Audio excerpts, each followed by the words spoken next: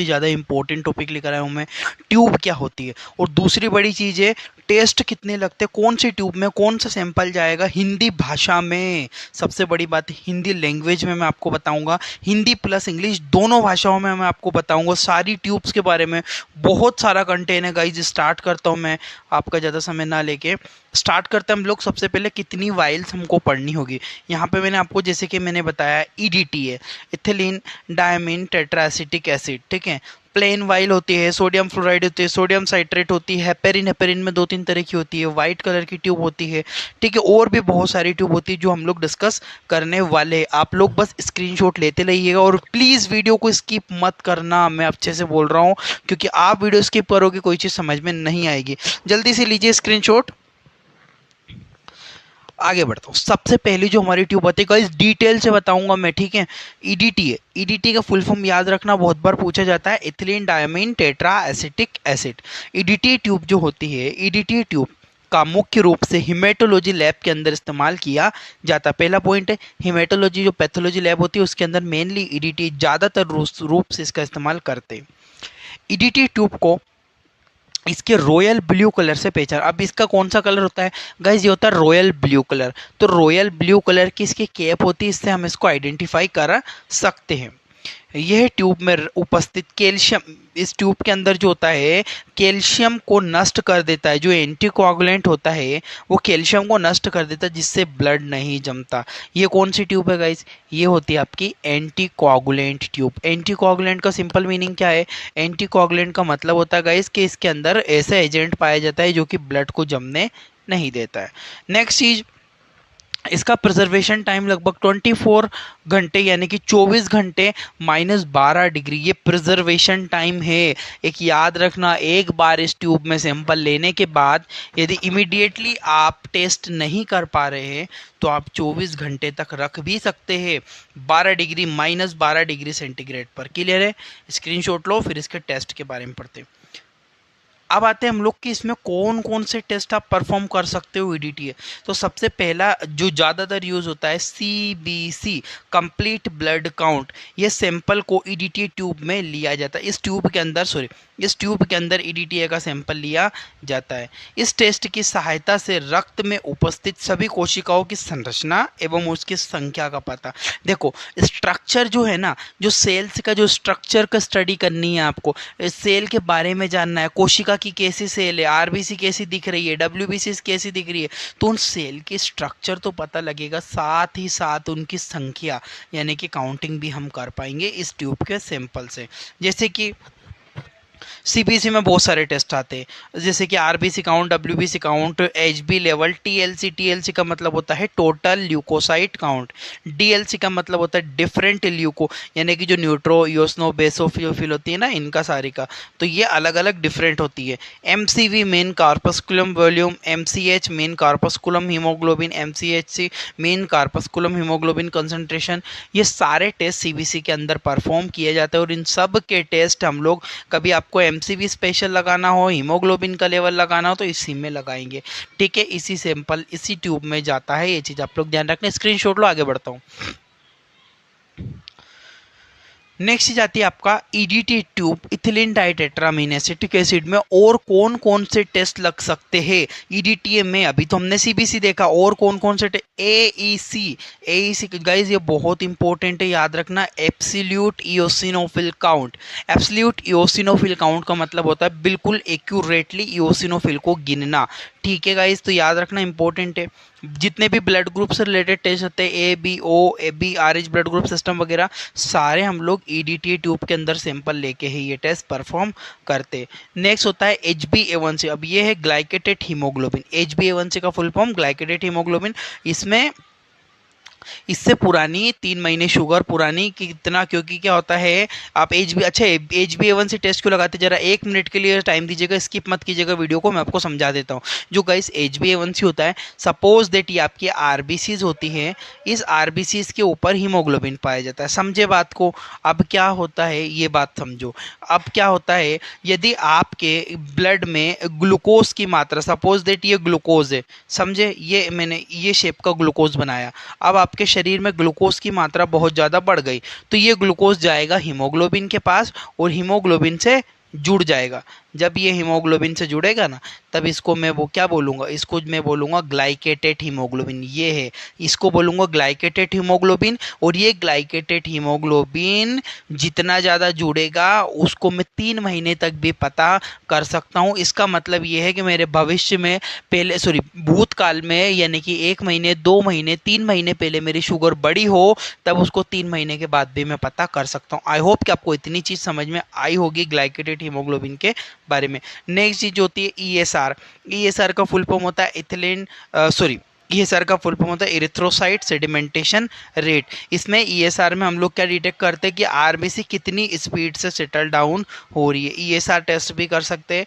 CBC complete blood count, TLC DLC और malaria parasite, जबकि malaria microbiology का test है, बट क्या होता है, मलेरिया ब्लड पैरासाइट है और वो ब्लड में ही मिलता है, इसीलिए हम उसको ब्लड पैरासाइट को ब्लड में ईडीटी ट्यूब की सहायता से मलेरिया पैरासाइट का टेस्ट लगा सकते हैं।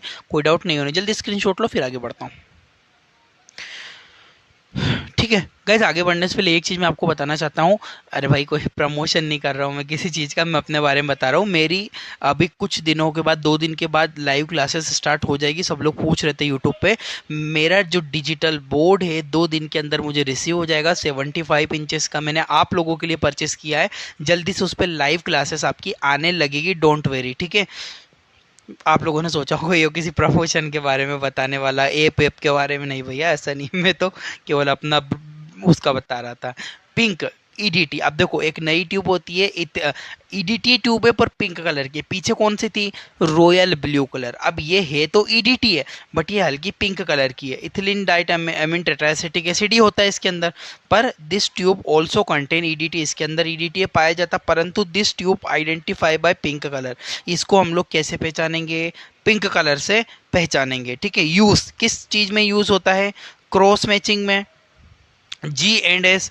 अब 1 मिनट के लिए मुझे कोई बताएगा, कोई अगर इंटेलिजेंट बच्चा हो, तो G&S को ग्रुप एंड सेव टेस्ट क्या होता है? बिना, प्लीज प्लीज प्लीज, कोई गूगल नहीं मारेगा, गूगल पे पता लगे, तुम लोग सर्च कर करके कमेंट करो। बिना सर्च करे कमेंट करो, मैं देखता हूँ किसका कमेंट राइट होता है। और इसका आंसर मैं बता दूँ, जितने भी ब्लड ग्रुप से रिलेटेड टेस्ट होते हैं ना गाइस, वो ब्लड ग्रुप से रिलेटेड टेस्ट हम लोग G&C ही कहते हैं। ठीक है, यानी कि ब्लड ग्रुपिंग ही है इसका मतलब। ठीक है, G&S, ठीक है, G&S, ठीक है, group and save test.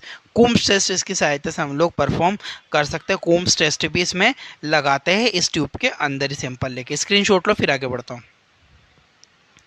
Next जो हमारी ट्यूब आती है वो होती है येलो ट्यूब। अब येलो ट्यूब में हम क्या करते हैं, this tube also SST, also called SST, serum separating tube. Serum separating tube क्यों कहते हैं, इस ट्यूब को सीरम सेपरेटिंग ट्यूब भी कहा जाता है क्योंकि इसमें सीरम को अलग किया। आप देखो नीचे जेल है, वो जैसे सैंपल डालेंगे तो जो सेल से नीचे डाउन हो जाएगी, सीरम ऊपर सेपरेट हो जाएगी। इसीलिए मैं इस ट्यूब को सीरम सेपरेटिंग ट्यूब के नाम से भी जानता हूँ। ये चीज़ आप लोग ध्यान रखना। This tube use all serological test, इस ट्यूब की सहायता से लगभग सभी प्रकार से सीरम से लगने वाले टेस्ट किए जा सकते हैं। जितने भी सीरम से टेस्ट होते हैं ना, सारे टेस्ट, ऑल सीरोलॉजिकल स्टडी। ठीक है, दिस ट्यूब कंटेन, इसके अंदर क्या क्या, ये थोड़ा सा यहाँ पे मिस्टेक हुई है गाइस, इसको प्लीज़ करेक्ट कर लीजिएगा। ठीक है, मेरा बोलने का मतलब है इसमें दो कंपोजिशन पाए जाते हैं। इस जो ट्यूब होती है इसके अंदर 2 कंपोजिशन होते हैं, एक होती है सिलिका पार्टिकल, दूसरा होता है सीरम सेपरेटर। सिलिका पार्टिकल क्या होता है, इसका मुख्य कार्य रक्त को जल्दी जमाना। अब जैसे ही मैंने ब्लड जमा डाला तो ब्लड को क्लोट होने में अपना टाइम लगता है, तो उसको जल्दी, उस क्लोटिंग प्रोसेस को जल्दी बढ़ा देता है सिलिका पार्टिकल। और जो सीरम सेपरेटर है, ये नीचे जो जेल होता है, सीरम सेपरेटिंग जेल कहते हैं इसको, ये इसके अंदर ये ऊपर आ जाता है, इसके ऊपर सीरम और नीचे नीचे सेल आ जाती है। स्क्रीनशॉट ले लो इसका येलो ट्यूब का, फिर आगे बढ़ता हूँ। नेक्स्ट हमारा आता है यूज ऑफ येलो ट्यूब। अब येलो ट्यूब में कौन सा सैंपल जाता है, कौन सा टेस्ट लगता है, इलेक्ट्रोलाइट, सोडियम, पोटेशियम, कैल्शियम और आयरन, तीनों जो होता है, इलेक्ट्रोलाइट जो होते हैं हम लोग इसके अंदर लगा सकते हैं। बोन, ठीक है, और बोन प्रोफाइल जो कैल्शियम, PO4 और ALP मतलब alkaline phosphatase test, PO4, calcium वगैरह जितने भी टेस्ट होते हैं, सारी चीज़ इससे परफॉर्म कर सकते हैं। ट्यूमर मार्कर, अब ये ट्यूमर मार्कर क्या होता है भैया, PSA, प्रोस्टेट स्पेसिफिक एंटीजन, ठीक है। प्रोस्टेट ग्लैंड में इन्फेक्शन हो जाता है, ये जो कैंसर होता है वहाँ पे कैंसर हो जाता है प्रोस्टेट ग्लैंड में, तो पीएसए मार्कर, पीएसए एक प्रोटीन होता है, यदि बढ़ गया तो यानी कि आपको कैंसर हो सकता है। सीईए, ठीक है, सी हो सकता है। CA-125 स्पेशल है गाइज, याद रखना। जो CA-125 होता है ये लगाते हैं किसके लिए, ये टेस्ट लगाते हैं ओवेरी कैंसर के लिए, ठीक है। फीमेल के अंदर जो भी ओवेरी होती है, उस ओवेरी में यदि कोई कैंसर हुआ है तो ओवेरी के कैंसर के लिए हम लोग इस टेस्ट को परफॉर्म कर सकते हैं, CA-120। एक होता है CA-90, ठीक है, कैंसर एंटीजन 19 इस टेस्ट को भी कैंसर के लिए डिटेक्ट किया जाता है, ठीक है। स्क्रीनशॉट ले लो। और नीचे टॉक्सिकोलॉजी स्टडी होती है, उसके लिए भी इस ट्यूब का यूज़ करते हैं। इम्यूनोलॉजिकल जितने भी सैंपल होते हैं सब इसी में जाते हैं। विटामिन डी और विटामिन B12 का टेस्ट भी इसी ट्यूब के द्वारा लगाया जाता है। जल्दी से इसका स्क्रीनशॉट लो, फिर आगे बढ़ता हूँ। अब आता है हमारा प्लेन वाइल। अब ये प्लेन वाइल यानी कि रेड ट्यूब, इसके अंदर कोई भी एंटीकोगुलेंट नहीं पाया जाता, ठीक है। रेड ट्यूब का इस्तेमाल सभी प्रकार के सीरोलॉजिकल, ऑल सीरोलॉजिकल टेस्ट, अब ये कौन कौन से, LFT liver function test, KFT kidney function test, lipid profile, CRP C reacted protein, G6PD glucose 6 phosphate, vitamin B12, vitamin D, iron profile test, lipid profile test, thyroid profile test, vital test, dengue test, CRP test, prolactin test, lipase test, ठीक है। ये जितने भी test होते हैं सारे इसी tube से। ओ अच्छा, मेरे माइंड में एक आइडिया गाइस, ये जितने भी टेस्ट है ना 100 से भी ज़्यादा, जितने भी ब्लड से रिलेटेड जितने भी टेस्ट होते हैं, सारे टेस्ट को डिटेल में क्या ना मैं एक्सप्लेन कर दूं।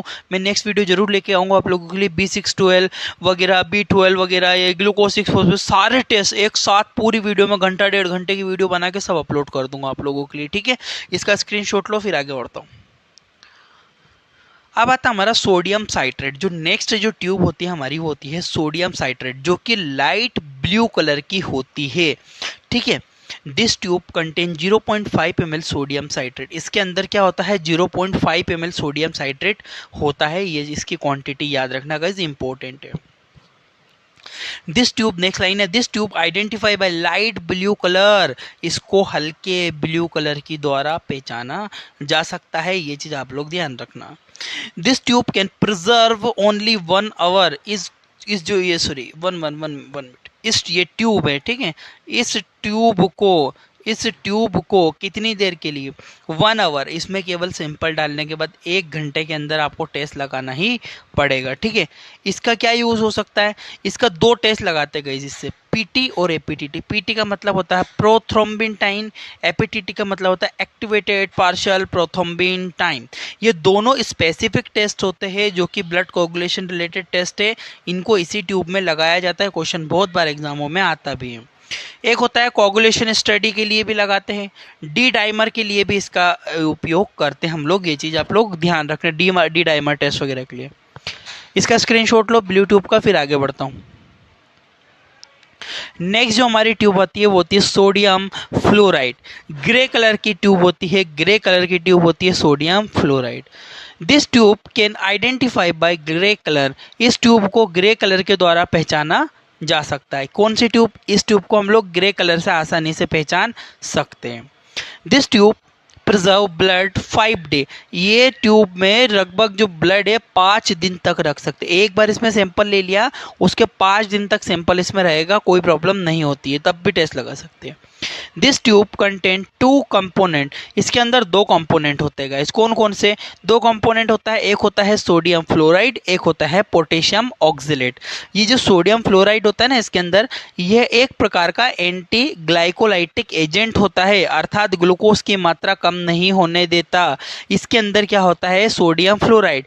ये सोडियम फ्लोराइड का काम क्या है, जो आपने इसमें सैंपल, इसमें जितने भी ग्लूकोज से रिलेटेड जितने भी टेस्ट होते हैं ना, सभी इस ट्यूब में लगाते हैं। तो जैसे इस ट्यूब में डालेंगे और वो इससे सोडियम फ्लोराइड से मिलेगा, तब इससे मिलकर जो ग्लूकोज की मात्रा कम नहीं होती उतनी रहती है और रिजल्ट भी एक्यूरेट आता है, इसीलिए इसमें शुगर का टेस्ट लगाते हैं, ठीक है गाइस। दूसरा होता है पोटेशियम ऑक्जेलेट। ये एंटीकोगुलेंट होता है जो कि ब्लड को नहीं जमने देता, सिंपल काम है, ठीक है। तो 2 काम दो चीज़ें हैं इसमें, एक होता है सोडियम फ्लोराइड और एक potassium oxalate. Potassium oxalate blood को नहीं जमने देता और sodium fluoride anti glycolytic agent होता है जो कि आपके ग्लूकोज लेवल को कम नहीं होने देगा। स्क्रीनशॉट ले लो, आगे बढ़ता हूँ। नेक्स्ट हमारे इसके सोडियम फ्लोराइड के क्या क्या यूज हैं। एक होता है एफबीएस। एफबीएस का मतलब होता है गाइस फास्टिंग ब्लड शुगर, जो कि मॉर्निंग में किया जाता है। एक होता है गाइस आरबीएस। आरबीएस का मतलब होता है रैंडम ब्लड शुगर। ये जो रैंडम ब्लड शुगर टेस्ट होता है ये कभी भी हम लोग रैंडमली कभी भी ले सकते हैं। एक होता है PPBS. PPBS post prandial blood sugar, ये हम लोग खाना खाने के 1.5 घंटे के बाद टेस्ट करते हैं, इसी ट्यूब के अंदर लेते हैं।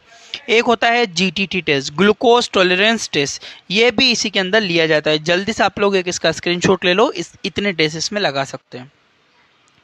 नेक्स्ट जो हमारा आता है वो होता है हिपेरिन, यानी कि ग्रीन कलर की ट्यूब होती है। थोड़ा सा कट गया है मैं बट समझा दूंगा। This tube identify bye dark green colour. इस ट्यूब को डार्क ग्रीन कलर के द्वारा पहचाना जा सकता है। कौन सा कलर है इसमें? ग्रीन कलर की ट्यूब है, ठीक है। This tube contain sodium heparin. इसके अंदर क्या होता है गाइस? इसके अंदर सोडियम हिपेरिन पाया जाता है। ये चीज़ आप लोग ध्यान रखना, ठीक है। सोडियम हिपेरिन इसी के अंदर होता है। इसका क्या यूज़ होता है वो चीज़ समझो। अमोनिया टेस्ट के लिए, इंसुलिन टेस्ट के लिए, इम्यूनोलॉजी टेस्ट के लिए, क्रोमोसोमल स्टडी के लिए, बोन मेरो स्टडी के लिए, इन सभी के लिए हम लोग इसका इस्तेमाल कर सकते हैं। तो ग्रीन टीज टेस्ट ट्यूब हिपेरिन ट्यूब है, जो कि हिपेरिन क्या होता है? नेचुरल एंटीकोगुलेंट हमारे ब्लड के अंदर होता है, नेचुरली बनता है वो, ठीक है। इसका स्क्रीनशॉट लो, फिर आगे बढ़ता हूँ मैं। अब जो हमारी नेक्स्ट ट्यूब आती है वो होती है सोडियम साइट्रेट ओनली। पहले सोडियम साइट, अब ओनली साइट्रेट वाली ट्यूब है, ठीक है। ऑरेंज कलर की ट्यूब होती है ये। देखो इसमें this tube identify bye orange colour. अब इस ट्यूब को कैसे पहचानोगे आप लोग? इस ट्यूब को ऑरेंज कलर के द्वारा आसानी से पहचान सकते हो, ठीक है। इसका ऑरेंज कलर की गेप होती है, ऑरेंज कलर से आप आसानी से इसको पहचान सकते हो, ठीक है। This tube contain citrate. इसके अंदर क्या पाया जाता है? इसके अंदर सिंपली साइट्रेट पाया जाता है, ठीक है। यूज़ क्या होता है? अच्छा, इसका इस्तेमाल होता है इम्यूनोलॉजी स्टडी और जितनी भी टॉक्सिकोलॉजी स्टडी होती है। अच्छा, टॉक्सिकोलॉजी को हिंदी में क्या कहते हैं आप लोग मुझे कमेंट करके बताओ, देखता हूँ कितने लोग राइट आंसर देते हैं। टॉक्सिकोलॉजी को हिंदी में क्या कहते हैं? कौन सा विज्ञान कहते हैं टॉक्सिकोलॉजी को? जल्दी कमेंट करो और बताओ मुझे, ठीक है। तो ऑरेंज कलर की ट्यूब होती है, दो चीज़ के लिए यूज़ करते हैं, इम्यूनोलॉजी के लिए और टॉक्सिकोलॉजी के लिए। दोनों स्टडी के लिए इसका इस्तेमाल किया जा सकता है। स्क्रीनशॉट ले लो।